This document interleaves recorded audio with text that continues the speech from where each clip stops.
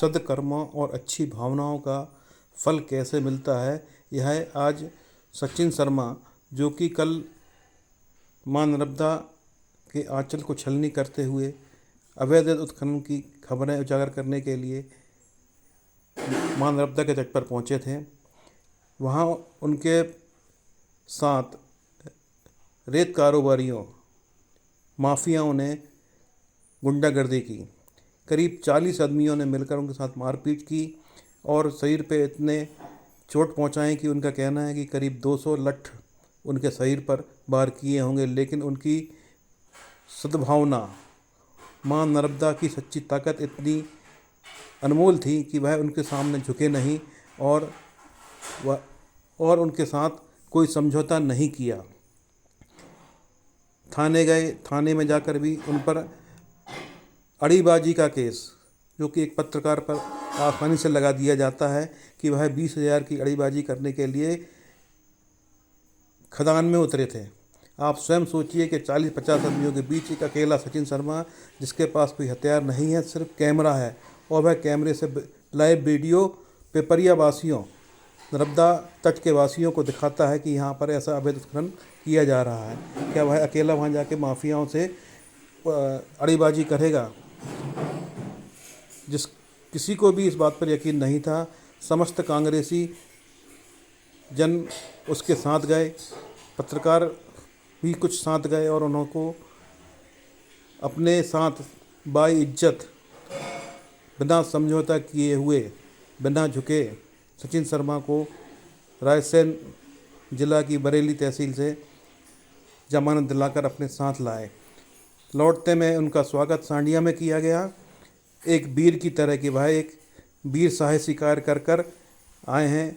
उनके चेहरे पर चोट के दर्द अलग बयां हो रहे थे, लेकिन उनके क्रांतिकारी विचार ज्यों के त्यों थे। उन्होंने कभी किसी से हार ना मानने की ठान ली है और अपने इस आंदोलन को और गति देने के लिए तत्पर रहेंगे, यह उनके भाषण में स्पष्ट नज़र आता है। सचिन शर्मा के साथ एक अन्य व्यक्ति महेश शर्मा, सांडिया निवासी, भी साथ गए थे। उनको किसी तरह से वहाँ के माफियाओं ने पहचान कर वहाँ से जाने को कहा, जिनकी सूचना पर पूरे कांग्रेसी, पूरे पत्रकार, कुछ सोशल एक्टिविस्ट एक्टिव हुए और सचिन शर्मा के सहयोग के लिए तत्पर खड़े हुए। खबरें आई कि उन्होंने अड़ीबाजी की है, जिस पर किसी भी व्यक्ति ने विश्वास नहीं किया कि सचिन शर्मा अड़ी कर कर चाय पीता है, ना कि किसी से पैसे मांगता है, क्योंकि उनका ऐसा इतिहास कभी नहीं रहा। उसका जिद्दी स्वभाव है, वह एक बालक की भांति सबसे हट करता है कि मुझे कुछ खिलाओ पिलाओ, और वह इस तरह की नादानियाँ करता है। पर किसी से पैसे तो उसने आज तक किसी से मांगे ही नहीं। बहुत स्वाभिमानी व्यक्ति है और वह वहाँ से लाइव चला रहा था, तो कैसे मान जाए कि वह अड़ीबाजी करने गया था। यह बात सभी को समझ में आती है कि वह केवल और केवल मां नर्मदा की अवैध उत्खनन के प्रति जागरूक कर उनकी रक्षा के लिए कि किसी तरह से इस अवैध उत्खनन को रोका जाए, उसके लिए खदान में उतरे थे, ना कि अड़ीबाजी के लिए। इस बात पर पिपरिया के किसी भी शख्स ने कोई भी किसी प्रकार का यकीन नहीं किया। यह उनके पिछले सत्कर्मों, उनकी भावनाओं का सम्मान था कि उन पर अड़ीबाजी का कोई भी तरीका नहीं लगाया जा सकता, कोई भी धाराएं नहीं लगाई जा सकती। सांडिया ग्राम वासियों ने उनका तहे दिल से स्वागत किया और वहाँ पे ढोल बजा नगाड़ों के साथ उनका स्वागत किया और उनके विचारों को भी जाना, और सभी उनके साथ नतमस्तक होकर, एक मत होकर उनके सहयोग की बात की। सचिन शर्मा का ओजस्वी भाषण वहाँ भी रहा। उसके बाद पिपरिया आए, पिपरिया में भी जन सहयोग से समाज सेवियों, कांग्रेसियों ने काफ़ी स्वागत किया और उनको संबल दिया कि सचिन शर्मा तुम अकेले नहीं हो, तुम्हारे साथ अब पूरा हुजूम साथ रहेगा। इस मुहिम को यहाँ नहीं छोड़ा जाएगा, आगे भी इस मुहिम को बढ़ाया जाएगा।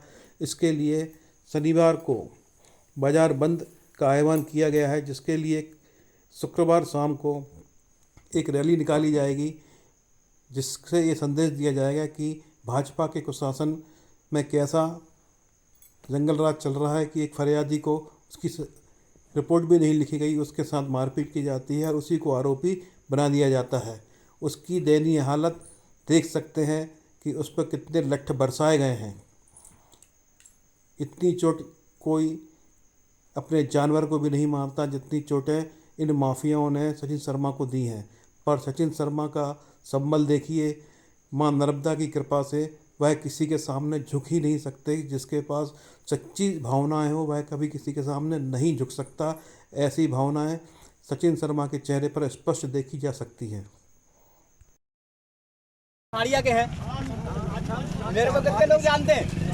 सब जानते हैं भैया। एक ईमानदारी से एक बात बोल रहा हूँ, सब जानते हैं ना, मैं समाज सेवक आदमी हूँ। मेरे पास पत्रकार के 2 कार्ड है, समझना बात को। पर मैं समाज की सेवा करता हूँ तो थाने में PRO देने की जरूरत नहीं समझता, क्योंकि ना थाने वालों से मुझे 500 रुपये चाहिए और पत्रकारों जैसा जो पत्रकार अब बात है वो नाले मेरे को मतलब मालूम चल रहा है ना, थाने से मुझे 500 रुपये चाहिए और नेताओं से ना नेता का पैसा चाहिए, मान गए ना, इसलिए मैं PRO जमा नहीं करता। अब दूसरी बात की, जब साड़िया के लोगों ने मिलके और अन्य गांव के लोगों ने मिलके जब ये सीमांकन की बात कही थी ना रब्दापुरम की, तो जो जितने निजी तौर पे जानते हैं सबको मालूम, मैं अपनी जितने भी लिखूं और चाहे लाइव चलाऊं, फेसबुक पे चलाता हूं, तो मैंने फेसबुक पे जाके उधर पे लाइव चलाई और मेरे साथ जो घटनाक्रम हुआ है ये तो मैं बाद में साझा करूंगा और जरूरत पड़ी तो बहुत बड़े बोल नहीं बोल रहा।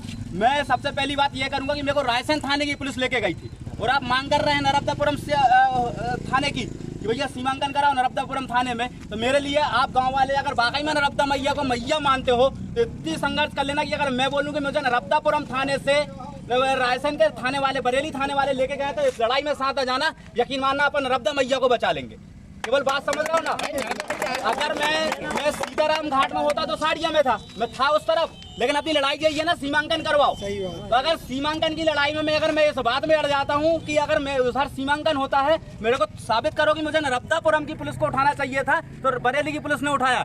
इस बात में अगर नर्मदा मैया की छाती लेकर गांव में एक एक खड़े हो गए ना, तो यकीन मानो भिंड मुरैना के लोग रेत नहीं उठाएंगे, साड़िया गांव के ग्रामवासी और आसपास के गांव के लोग रेत उठाएंगे। इस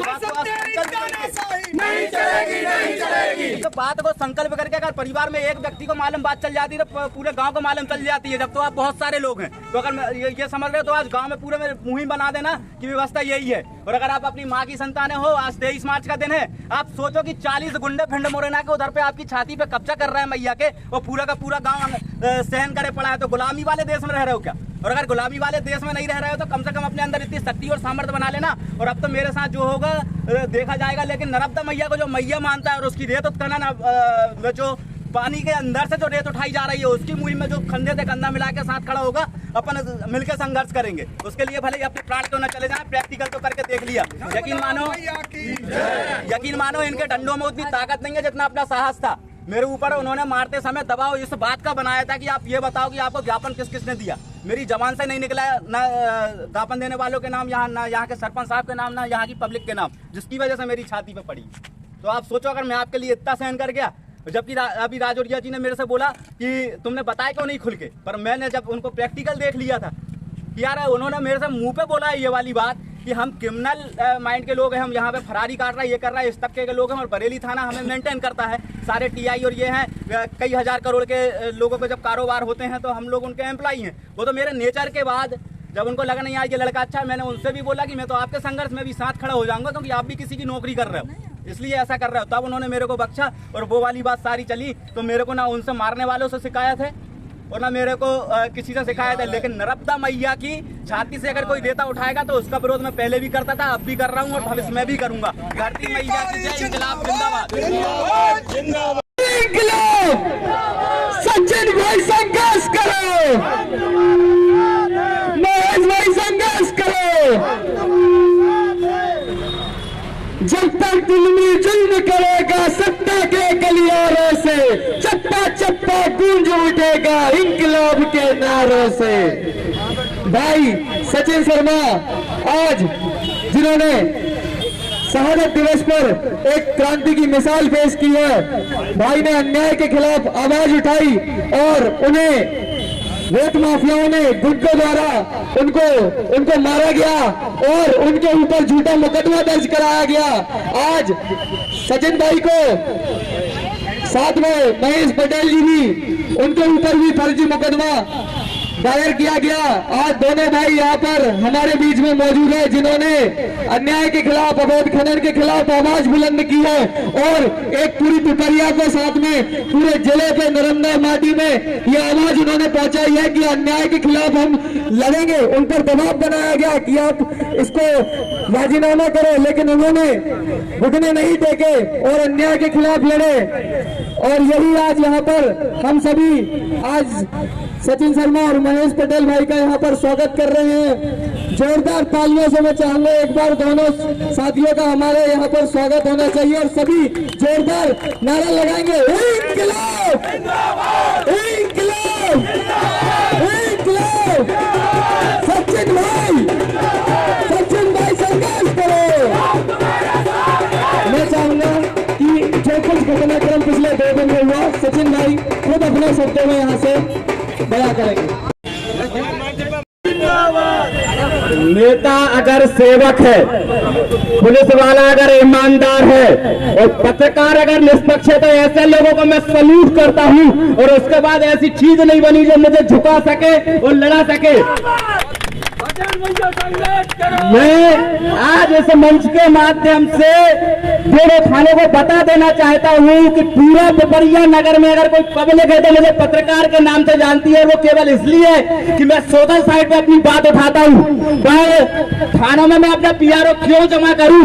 मेरे को तो थाने में अपराधियों से निष्ठा बनाना है। मेरा नाता पब्लिक से है और पब्लिक की नर्मदा मैया को जो हानि पहुंचाएगा मैं उसके खिलाफ पहले भी लड़ा था, अभी भी लड़ा हूं और आने वाले समय में भी लड़ूंगा। और यहाँ पत्रकारों के माध्यम से बता देना चाहता हूं कि कल जाने का मेरा कोई उद्देश्य नहीं था। मैं वहां पर अचानक अभी पिपरिया में ज्ञापन हुआ, बरेली में ज्ञापन हुआ और कलेक्टर जी को लोगों ने ज्ञापन दिया कि नर्मदापुरम का सीमांकन हो।